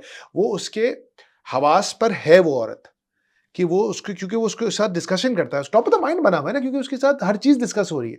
तो वो मेरे साथ गुफ्तगू में भी कर लेगा उसको डिस्कस। तो आपको कहता है आप समझते हैं अच्छा, ये चक्कर है। तो ये हो रहा है। तो ये मैं ये इसलिए बता रहा हूँ कि आप इसके बगैर हो नहीं पाएगा आपसे, या होगा तो बड़ी मुश्किल से होगा और उसकी बहुत कॉस्ट अदा करनी पड़ जाएगी आपको। सिमिलरली विद विमेन, अगर औरतों को भी कुछ अचीव करना है तो they need a partner, they need a spouse who is there to support them. बिल्कुल। मैं इस पे आना चाह रहा था कि वो जो बात की ना कि बैलेंस होगा, वो तो मैंने एक डिमांड एंड सप्लाई के लिए से बोल दिया, हुँ। लेकिन एक जो चीज़ मैं आगे इस पे लेके जाना चाह रहा हूँ ना, जिस पे मैं एक सवाल आपसे करूँगा। देखिए एक प्रॉब्लम लेकिन हो रहा है। अच्छा स्पाउस है कौन? कभी-कभी आप एक करोड़पति होते हैं। आपका घर होता है, सब कुछ होता है, गाड़ी होती है, सब कुछ होता है। लेकिन आपकी एक्सपेक्टेशन ये होती है कि मुझे बिलियनियर होना चाहिए। तो आप इंतहाई नाखुश होते हैं। My question to you is, do we have the right expectations? हमारी तवक्कुआत क्या होनी चाहिए एक अच्छे स्पाउस से? और क्या कहीं हमें ये बताया जा रहा है कि हमारी तवक्कुआत क्या होनी चाहिए? और क्या रीज़नेबल तवक्कुआत हैं और क्या पागलपन है? क्योंकि ये भी एक बहुत इंपॉर्टेंट है कि आप पूरी नेक नियति और इखलास के साथ काम खराब कर देंगे, क्योंकि अगर आपकी एक्सपेक्टेशन ही गलत है, आपकी नीयत में कोई मसला नहीं होगा, आपकी आपकी नीयत में कोई मसला नहीं होगा, लेकिन आपने अपने लिए गोली गलत सेट किया हुआ है, तो you are bound to fail. What do you think? आप अपनी स्पाउस से एक्सपेक्टेशन की एक परफेक्ट सिनेरियो की और उसकी बात कर रहे हैं, लेकिन एक्सपेक्टेशन से ज़्यादा अगर हम वो हमारे हाथ में नहीं है ना, क्योंकि हमें अगला शख्स कैसे रिस्पॉन्ड करता है, वो क्या सोचता है, क्या करता है, उसके ऊपर हमारी लिमिटेड लायबिलिटी होती है। जो हमारे हाथ में होता है, वो होता है कि हम क्या कर सकते हैं, क्या बात है। हम एक रिलेशनशिप में क्या दे सकते हैं और ये रिलेशनशिप जो है मेरे लिए कहाँ तक सेफ़ एंड सिक्योर है, इसके अंदर क्या-क्या इंग्रीडिएंट्स होंगे तो that's a safe space for me, और कौन से इंग्रीडिएंट्स होंगे तो it's not a safe space anymore. फिर बात आएगी कि कोई डिस्कशन, कम्युनिकेशन के ज़रिए अगर वो मसाइल हल हो सकते हैं, तो ठीक है, और अगर नहीं हो सकते हैं, तो फिर एक डिफरेंट सिनेरियो क्रिएट हो जाता है। ठीक है। मेरा जो गोल ज़िंदगी में होना चाहिए, अगर एक घर के हवाले से हो, तो एक ऐसी जगह हो, एक ऐसा घराना हो जिसके अंदर सुकून हो, जिसके अंदर प्रॉस्पेरिटी हो, जिसके अंदर पॉज़िटिविटी हो, और वहाँ पर लोग सिर्फ़ अपने लिए, औरों अपने लिए ही नहीं, लोगों दूसरों के लिए भी फ़ायदे का बहुत बायस बन इंपॉर्टेंट सकें। पॉइंट। आप हैसियत शौहर और बीवी भी जो है ऐसी पोज़ीशन पर हों जहाँ आपसे लोग फ़ायदा उठा सकें। आप बहैसियत पेरेंट्स भी ऐसी जगह पर हों जहाँ, और आपके बच्चे भी इस तरह के हों कि वो भी दूसरों के लिए खैर का बायस बन सकें। क्योंकि वही वाली बात, जो again going back to where we started, कि अल्लाह ने हमें एक कम्युनिटी के लिए पैदा किया है। हम उम्मत हैं, हमें उम्मत पैदा किया गया है, उम्मत बनाए गए हैं, हम रसूलुल्लाह सल्लल्लाहु अलैहि वसल्लम की उम्मत हैं। लोगों की उम्मत भलाई के लिए निकाला गया है। तो ये उम्मत कैसे फ़ंक्शन करेगी? ये उम्मत सिक्लूज़न में, अपने-अपने घर में, मैं कमा लूँ, क्या मैं बात खा लूँ, मेरे बच्चे पढ़ क्या बात जाएँ, मेरे माँ-बाप का इलाज हो जाए, इस पे अगर हम रह जाएँगे तो हम आगे नहीं बढ़ पाएँगे, हम कुछ पॉज़िटिव दे नहीं पाएँगे, हम बस हुँ, ज़िंदगी गुज़ारेंगे और चले जाएँगे। जो अल्लाह ताला हमसे चाहते हैं, जो एक्सीलेंस, जो एहसान हमसे चाहते हैं, हम उसको नहीं अटेन कर पाएँगे। उसके लिए हमें एक ऐसे whatever it takes to create that environment, that is necessary. If it needs के मुझे मेरी मेंटल हेल्थ को प्रेफ़रेंस देनी है, तो हुँ, मुझे मेरे लिए उस वक़्त वो ज़रूरी होगा। अगर इसके लिए ज़रूरी है कि मुझे फाइनेंशियली स्ट्रॉन्ग होना पड़ेगा, तो मुझे वो भी ज़रूरी है। तो इसकी बहुत सारी लेयर्स हैं, और हर चीज़ जो है उसका ताल्लुक, उसका जो कनेक्शन है, वो back to the same origin आ जाएगा कि आपको इस दुनिया में क्यों भेजा गया है। हुँ, इफ एवरीथिंग कंप्लाइज़ टू दैट, हुँ, तो that's what is your job. और अगर आपको अपनी जॉब करने के लिए एक हुँ, स्पेस की ज़रूरत है, एक सेफ स्पेस की ज़रूरत है, आपके घर का माहौल अगर उसकी इजाज़त देता है, तो ठीक है, नहीं देता है तो आप उसको चेंज करने की कोशिश करते हैं। हुँ, हाँ, अब अगर उसको चेंज करने की कोशिश में आपको आगे से उतना पॉज़िटिव जवाब नहीं मिल नहीं रहा है, मिल रहा। तो फिर आप अपने प्रोज़ एंड कॉन्स को वेइ करते हैं। और उस प्रोज़ एंड कॉन्स को वेइ करने के हवाले के बाद जो है, बहुत से डिसीज़न्स लिए जाते हैं, और वो लिए जाने चाहिए। Beautiful, beautiful. आई थिंक ये जो प्रिंसिपल वाली चाबी है ना, ये दुनिया के हर मसले के दरवाजे को खोल देती है। आई थिंक आपको बड़ा सिंपल क्राइटेरिया रखना चाहिए। मैं एज़ अ हस्बैंड बात अगर करूँ, आप कोशिश करें कि आपकी ज़िंदगी प्रिंसिपल्स के ताबे हो। जैसे मेरे एक प्रिंसिपल होना चाहिए एज़ अ मुस्लिम मर्द कि I am the flag bearer of my woman. Allah कह रहा है ना, कव्वाम हूँ मैं उसका अलमबरदार हूँ। मौलवी साहब लिखते हैं कि कव्वाम का मकसद है अलमबरदार। क्यों हूँ? क्योंकि मैं खर्च करता हूँ, कि मैं औरत पे खर्च करूँगा। I have to take care of her financial needs and I have to be her flag bearer. Flag bearer is a very broad term. मतलब मुझे उसको फिज़िकली प्रोटेक्ट करना है, ख़्याल रखना है, इमोशनली प्रोटेक्ट करना है, ख़्याल रखना है, साइकोलॉजिकली प्रोटेक्ट करना है, ख़्याल रखना है। मुझे उसका झंडा उठाना है, झंडा उठाना है। झंडा मतलब मुझे उसको रिप्रेज़ेंट करना है हर जगह पे, मतलब मुझे उसको मफ़ादात का तहफ़्फ़ुज़ यकीनी बनाना है उसके। ये अल्लाह ने मेरा रोल दिया है। अभी इससे कुछ लोग पैट्रोनाइज़िंग में आ जाते हैं, ये पैट्रनेज नहीं है। Don't consider this patron, this is the balanced role of a flag man. Bearer को, जैसे अगर आप मुख्तलिफ ग़ज़वात के हवाले से देख लें, जो अलम दिया जाता हुँ, था, उसको देखें, हज़रत जाफ़र बिन अबी तालिब की जैसे मिसाल दी हुँ। जाती है कि उनका काम उस अलम को लेकर जाना था वहाँ पर ना, वो उसको सिंबल है वो किसी सिंबल चीज़ का। थे, वो सिंबॉलिक थे, तो मतलब, और वो उन्होंने इसको कैसे प्रोटेक्ट किया था कि उन्होंने उनका हाँ, सीधा हाथ हाँ, कर अलम लिया, नहीं उनका गिनने दिया। इल्म नहीं गिने दिया, उनका उल्टा उन्होंने सीने से पकड़ लिया, और हाँ, फिर वो तब छूटा जब उनको शहीद कर दिया गया, उनका एब्सोल्यूटली, सर जो है उनके तन से जुदा कर दिया गया। एब्सोल्यूटली। तो this is how flag bearers. Should protect the flag, yes. Should protect the flag. वो फ्लैग किसका है लेकिन? वो फ्लैग बेयरर ऑफ वुमेन है। वो flag bearer of the Muslim army था। तो फ्लैग बेयरर एक आइडेंटिटी भी देता है। फ्लैग बेयरर एक एक निशानी होता है कि ये भाई मैं तो ये बड़ा इंपॉर्टेंट सवाल है मर्दों के लिए, क्या हम औरतों के फ्लैग बेरर हैं या हम उनको अपना क्यों कट्टा खोला हुआ है? हम कोई अपने ही दुखले दर्द लेके अपने कीड़े मार रहे हैं। I am so sorry, I am using a little rough language. ये बड़ा इंपॉर्टेंट है और यकीनन इसमें यही बैलेंस है। मतलब ये इक्वालिटी नहीं है। मैं बड़ा इस बारे में क्लियर हूँ। ये इक्वल कील के रिलेशनशिप्स नहीं है। ये फेयर और बैलेंस्ड रिलेशनशिप्स हैं। Sometimes the balance is different. A woman has to go through so much on a different level, which the men don't have to. So things get balanced out in a different way. But when it comes to the relationship, जब वो इस ताल्लुक के अंदर आप होते हैं, तो उधर मर्द का एक काम है कि वो ये काम करेगा। औरत के भी कुछ काम है। वो आप में बेहतर यही कि औरत अपने काम को खुद पहचाने। वो बड़ी ज़बरदस्त बात हमारे एक अंकल हैं, उन्होंने कही थी ना कि हर कोई हुकूकुल इबाद की बात करता है। लेट्स टॉक अबाउट फ़राइज़ुल इबाद कि यार मैंने क्या करना है? क्योंकि ये बड़ी डिसएम्पावरिंग बात है ना तज़ीन, आपने बहुत अच्छी बात की कि जब मैं ये ना तज़ीन को ये करना चाहिए, तो मेरा लेंस बाहर हो गया। अब मैं डिसएम्पावर्ड हूँ, यानी कि रिलेशनशिप की चाबी मैंने कुंजी तज़ीन के हाथ में दे दी है। तज़ीन करेगी तो ये रिलेशनशिप ठीक हो जाएगा। मैं हूँ तमाशबीन, हम लोग हैं भी तमाशबीन वैसे, हम लोग स्पेक्टेटर्स हैं ना। ड्रोन गिर रहे थे और हम उसको भी मज़ाक बना लिया था हमने। तो I think that is very important for the men to understand that. इस रास्ते में रुकावटें हैं क्योंकि शोर बहुत है, खास तौर पे ऑनलाइन बहुत शोर है। फिर कहूंगा एक सही रास्ता है और एक आसान रास्ता है। मर्दों को सही रास्ता चुनना पड़ेगा। सही रास्ता है प्रिंसिपल्स का। आपने बिल्कुल ठीक बोला। प्रिंसिपल बेस्ड एक्शंस होने चाहिए अपने भी, और प्रिंसिपल्स के ऊपर ही सामने वाले को जज करना चाहिए। एक छोटी सी एग्जांपल अगर मैं यहां पे दे सकूं, आपकी बेगम, आप घर आए, किसी बात पे अनबन हुई, उस अनबन के अंदर जब बात खुली या कोई बात हुई तो उसमें कोई गॉसिप के नाम पे या बैक बाइटिंग के नाम पे वो ग़ीबत कमेटी का इजलास शुरू हुआ। अब एक हमारा प्रिंसिपल है हमारे दीन का गीबत नहीं करनी। कि हम नहीं कर रहे। एक प्रिंसिपल है अल्लाह ने कुरान में, हुस्न जन रखना है, बदजनी नहीं करनी है। ये एक प्रिंसिपल दे दिया। एक तो हम लोग को पता नहीं होंगे ये प्रिंसिपल, बहुत बड़ा मसला ये है।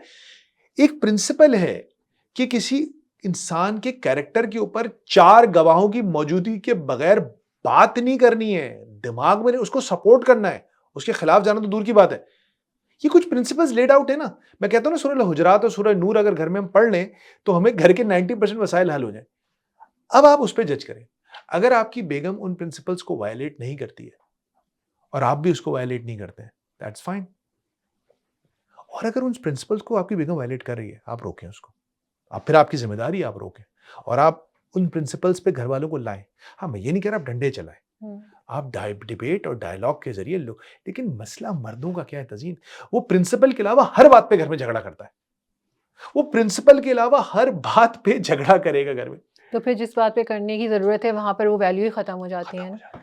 अच्छा, दूसरी बात ये कि जब आप पिछली पॉडकास्ट में भी जब आपने ये मर्दों को क़वाम और उनकी रिस्पॉन्सिबिलिटी की बात की, तो बहुत से लोग जो हैं इससे बहुत बुरा महसूस करते हैं। वो इस पे कहते हैं कि बस ये मर्दों को ही बोले जा रहे हैं और मर्दों मर्दों किसको मर्दों बोलूं के मैं? मर्दों को क्यों बोल रहे हैं। देखिए, ये बात शायद मैंने पहले भी की है और ये मैं दोबारा में इस बात को यहाँ पर मेंशन करना चाहूँगी कि कुरान में अल्लाह ताला ने और सुन्नत के ज़रिए रसूलुल्लाह सल्लल्लाहु अलैहि वसल्लम ने उन तमाम चीज़ों को प्रोफेस किया है और उन तमाम चीज़ों को हाईलाइट किया है और उन तमाम चीज़ों को सही करने और करवाने की कोशिश की है, जो कि फ़ितरतन इंसान गलत करता आया है। अगर आप मिसोजिनी जिसे कहते हैं कि ख़वातीन को ऑप्रेस करना और उनको उन पर ज़ुल्म करना, इसकी हिस्ट्री लेने जाएँगे तो आप ये हमेशा से इसको होता पाएँगे कि ये कमजोर थी, फिजिकली शुरू कमजोर थी। वक़्त से ऐसे ही होता चला आ रहा है। कोई ऐसा दौर नहीं है कि हम ये कहें कि नहीं उस दौर में ऐसा नहीं होता था और इस दौर में ऐसा नहीं होता था। अरब दे मुआशरे में वर भी यही हो रहा था। मार्जिनलाइज्ड, अरब दे वर मुआशरे में मार्जिनलाइज्ड, भी ऐसे ही हो रहा था। ऐसा ही है। तो उनके ऊपर ज़ुल्म होता था, उनको नहीं सही समझा। तो इस्लाम में और बाकी पूरी दुनिया के कवानीन में यही तो फ़र्क है कि वो उन लोगों के लिए बात करता है जो मज़लूम होते हैं। वो उन लोगों के लिए बात करता है, उन मसाइल के लिए बात करता है जिसको रिफ़ॉर्म की ज़रूरत है। इसलिए इस्लाम ने मर्दों के ऊपर इतनी सारी कह लें हदें या हाँ इतनी ज़्यादा उनके उफ, ऊपर उनकी ड्यूटीज़ लगा दी हाँ हैं हाँ क्योंकि टाइट उन्हें किया हुआ पता है। है कि ये फ़ॉल्टर करते हैं, यहाँ मसला आ जाता है, यहाँ पर एक निज़ाम है जो कि क्योंकि देखिए आप कहेंगे कि ऐसा कैसे हो सकता है? भई झूठ बोलता है ना इंसान, झूठ का गुनाह है ना बड़ा, मना किया गया है झूठ बोलने वाला मोमिन नहीं हो ग़ीबत सकता, होती है ना। ग़ीबत होती है ना। अल्लाह ने माँ-बाप, सिंपल सी बात ले लो। अल्लाह को ताला ये जानते थे कि बच्चे माँ-बाप के साथ डंडी मारेंगे। अल्लाह ने माँ-बाप को प्रोटेक्ट किया। क्योंकि ये होता है और ना कि कहीं बच्चा बताइए बच्चों को क्या करना है, माँ-बाप को बच्चों को नहीं कहना चाहिए, उसके बारे में कोई बहुत इतनी डिटेलिंग नहीं है। नहीं है, लेकिन माँ-बाप को कितना प्रोटेक्ट किया हुआ है। बिल्कुल, बार-बार इस तरह बीवियों को कितना प्रोटेक्ट किया हुआ है, ऐसा ही है, यतीमों को कितना प्रोटेक्ट, आप बिल्कुल, पूरा वो देख लें। बिल्कुल। हर उस शख्स को, उस तबके को हर मॉरल और एथिकल कानून जो इस्लाम ने दिया है हमें, कुरान ने दिया है हमें, वो इन्हीं तमाम ईविल्स जो कि हमारे अंदर इनबिल्ट है, उसी को तोड़ने के लिए दिया गया है ना। हर बात जो कही गई है, जो काज़िमीनल गैज़ व आफ़ीनल अन्नास की बात जब की जाती है, तो क्यों आता है की ना जाती है गुस्सा। कि गुस्सा आता है ना, गुस्से में इंसान करता है ना फ़ुज़ूल हरकतें। हुँ। तो इसीलिए तो आपको अल्लाह ताला ने कहा है कि आपको ये सब कुछ करना है। दीन फितरत है ना, इसीलिए तो दीन फितरत है कि it is talking about the things that फितरतन हमारे अंदर गड़बड़ होगी, और अल्लाह ताला उसका हल बता रहे हैं ना कुरान को। अल्लाह ताला क्या कर रहा है, कुरान बीमार दिलों के लिए शिफा है। दिलों की बीमारियां क्या है? गिल, कीना, बदजनी, बदनीयती, गीबत। ईगो, इससे फायदा क्या होता है? ईगो। इससे फायदा क्या हो रहा होता है आपको? सिर्फ दिल की बीमारी है ये, बिल्कुल, सिर्फ नुकसान है। ऐसे अल्लाह ही है। ताला इन सब चीज़ों को हिट कर रहे हैं। सो माय पॉइंट इज़, और इस पे तो तज़ीन मेरे ख़्याल से एक और डिबेट होनी चाहिए मॉमकास्ट के प्लेटफ़ॉर्म से। आप प्रिंसिपल्स पे बात शुरू करें। एक पॉडकास्ट, एक प्रिंसिपल उठाएँ और उस प्रिंसिपल को घर को लेके, स्पेशली फॉर मॉमकास्ट के वुमेन और मेन, ये जो मर्दों और औरतों के मसाइल हैं, इन पे लेके प्रिंसिपल्स पे आ जाएँ। और मैं तो कहता हूँ स्कॉलरली डिस्कशन करें। कॉल स्कॉलर्स, बड़े नामों को बुलाएँ और इस पे बात करें। ये एक लिस्ट बनाएँ, एक सीरीज़ ऑफ पॉडकास्ट करें जिसके अंदर ये उसूल तय कर दें कि यार ये कुछ प्रिंसिपल्स हैं भाई, ताकि जब मियाँ-बीवी में झगड़ा हो ना, देखो होता क्या है, कोई आर्बिटर नहीं होता, कोई सालिस नहीं बन पाता, क्योंकि लोग किसी को इस काबिल ही नहीं समझते कि मुझ में और आप में झगड़ा हुआ तो कौन बीच में बैठ बताएगा, मैं भी ठीक कह रहा हूँ, ये भी ठीक।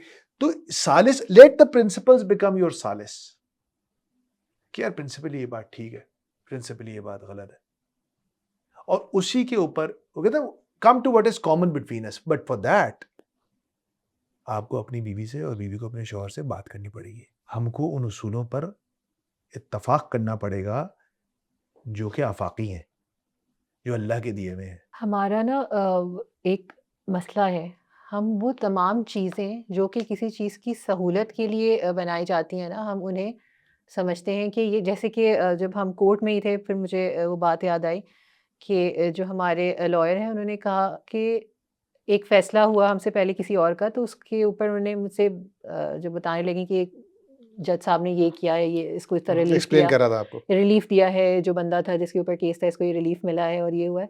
And then he said something, इसका कि this is the duty of a court. Court इसलिए नहीं है कि वो सज़ा दे, कोर्ट इसलिए कि वो लोगों को रिलीफ़ दे। एब्सोल्युटली। क़वानीन इसलिए नहीं है कि आपकी पकड़ की जाए, क़वानीन इसलिए हैं ताकि आपकी ज़िंदगी आसान की आसान जाए, मसले हल हो आपके। आपके प्रॉब्लम्स जो हैं उनको हल किया जाए। एब्सोल्युटली एग्री विद अब यू। मैं इनफ नहीं कह सकती कि सूरह तलाक जो है उसका जो तर्जुमा है और उसकी जो तफ़सीर है, उसको आप जितना ना प्रोफ़ेस करें उतना कम है।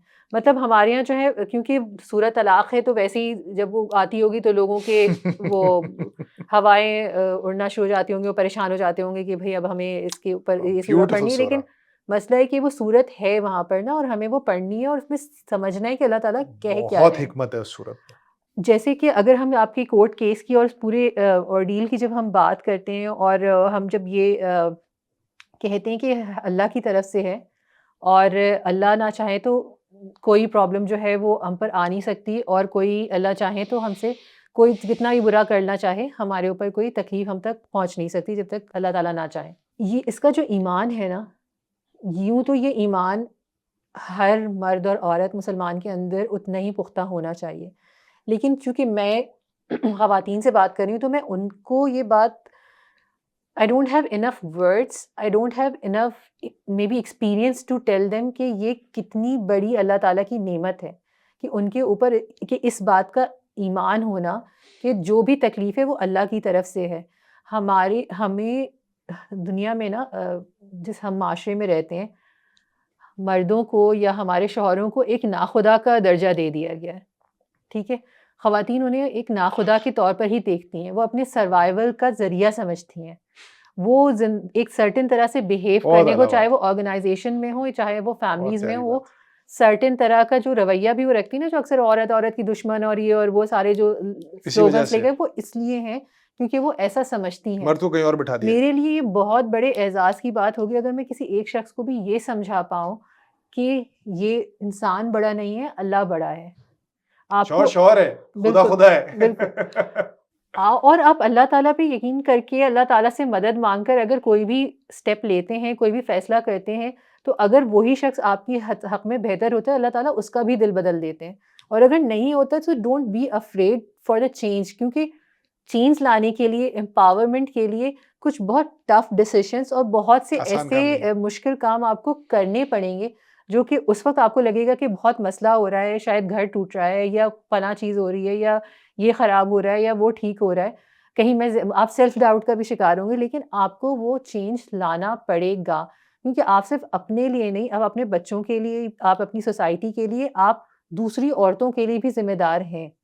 आप उनके लिए भी रोल मॉडल बन रही हैं। एब्सोल्युटली। तो आपकी जैसी, जैसे अभी हम ऑटिज़्म के ऊपर करते हैं ना, तो ऑटिज़्म के लिए ताहिरा के साथ जो मदर्स आती हैं, मतलब वो कोई बहुत ऐसा नहीं है कि कोई बहुत बड़ी रेवोल्यूशनरी ख़वातीन होती हैं, वो बेचारी आम माएँ हैं जो सफ़र कर रहे हैं, जिनके बच्चे ऑटिज़्म से, और वो अपनी रोज़मर्रा की जो स्ट्रगल्स हैं, उनको शेयर करती हैं। लेकिन वो सिर्फ़ उनका वो शेयर करना इतना ज़्यादा एम्पावरिंग है, क्योंकि क्या हो रहा है, अवेयरनेस हो रही है, एक्सेप्टेंस हो रही है उस बीमारी की, और ये समझ में आ रहा है कि किस तरह से दुनिया के कितने रंग और पहलू हैं, और जो वो लोग जो इससे सामने नहीं आ पाते हैं, उनसे इंस्पिरेशन ले पाते हैं, उनको माँ-बाप नहीं आते थे। दे फील हर्ड, उनको लगता है कि हाँ, हमारी भी कोई सुन रहा है, हमारे जैसे लोगों के बारे में बात हो रही है।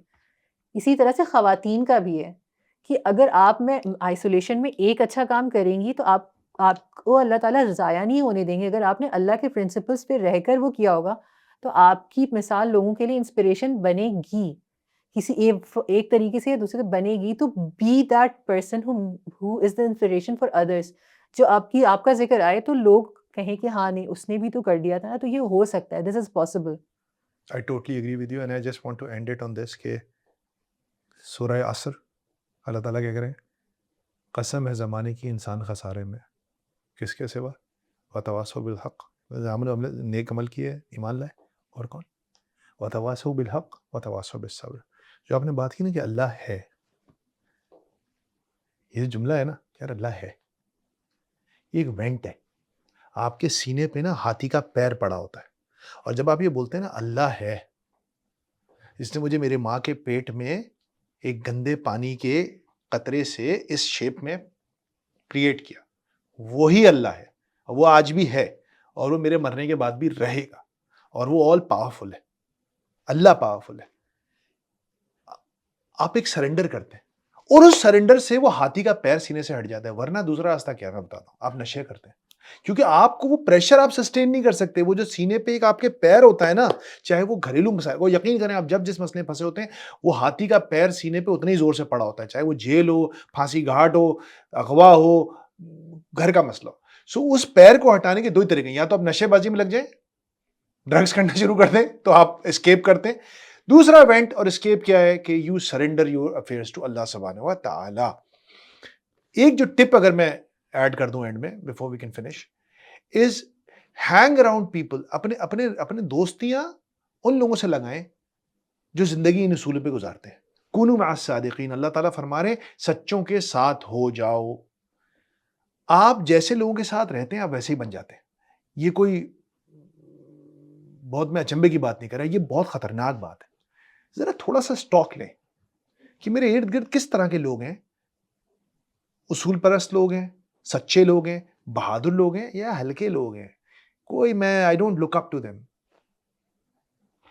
क्योंकि वो you will become, you are a sum of the people you are hanging around. So hang around good people. Allah ताला ने कुरान, ये भी एक उसूल है, अल्लाह कह रहा है अच्छे लोगों के साथ उठा बैठा करो। और by the way, online communities are such a thing and let's hope, Allah से दुआ करते हैं कि मॉमकास्ट एक ऐसी कम्युनिटी बन जाए जो सादिकीन की और सच्चे और मोहसिनीन की कम्युनिटी हो। मैं सिर्फ एक बात कहूँगा, फिर आप इसको रैप अप कर लीजिएगा, और ये मैं आपके ऑडियंस को बताना चाहता हूँ, जो मेरे लिए एक बहुत, मैं बोल नहीं सकता उसको, कि एक दिन जब मैं बहुत परेशान था और आप मुझसे मिलने आई, तो आपने मुझे एक बड़ी सिंपल सी बात कही उस दिन कि आपने कहा कि it's okay, you are worried, आप परेशान हैं और आपको घबराहट हो रही है और परेशानी है और कमज़ोरी महसूस कर रहे हैं। लेकिन आपने मुझे कहा कि जो लोग बहादुर होते हैं, उनके 12 सींग नहीं होते, 8 हाथ नहीं होते। वो एग्ज़ैक्टली इन तमाम इमोशन से और घबराहटों से और खौफ की हालतों से गुज़रते हैं। वो उसके बावजूद लेकिन करते वही हैं जो ठीक काम होता है। तो इन चीज़ों को फ़ील करना कोई मसला नहीं है। जो चीज़ एंड में मैटर करती है कि आप करते क्या हैं। और उस दिन मुझे ये समझ में आया कि हमारे दिमाग में बहादुरों की भी अलग पिक्चर है। तो that is something and I am really thankful to you that you said that. मैं ऑनलाइन आपका शुक्रिया अदा करता हूँ। जज़ाकल्लाह खैर। अल्लाह आपको इस दुनिया और आखिरत हर जगह जज़ाए खैर दे, और may we help each other grow. And may both of us together are able to create a change, और हम दूसरों की मदद कर सकें और दूसरों के अंदर अल्लाह ताला का तक़वा, अल्लाह ताला की मोहब्बत और ईमान को पुख्ता करने में मदद कर सकें कि उनका रब अल्लाह है और उन्हें अल्लाह को ही जवाब देना। बिल्कुल ठीक।